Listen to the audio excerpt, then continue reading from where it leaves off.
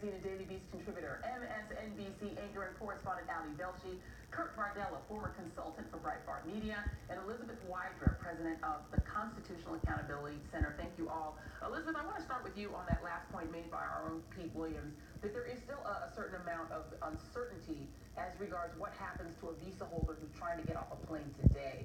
Can you sort of unpack for us in real world terms what happens to somebody who has what they think is a valid visa, but who's on a flight to JFK Airport right now?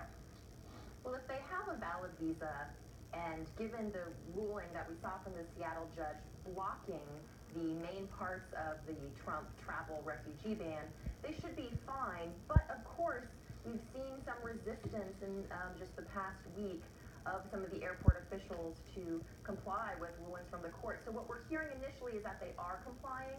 The airlines are saying that people who have proper visas and tickets are getting on the planes again.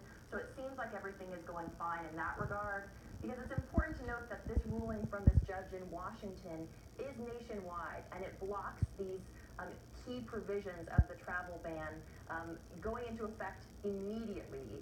So the Trump administration can, claim that the order is outrageous or whatever, and they can try to appeal, but right now that order is blocked, absolutely. And the judge stood up and said, the president is not above the law, you have to comply with the Constitution, you can't have these un-American, unconstitutional provisions that discriminate against people of a certain religion. Yeah, and I have to just really stay with you for one moment, Elizabeth, get your comment on this so-called judge comment by the President of the United States. Your thoughts?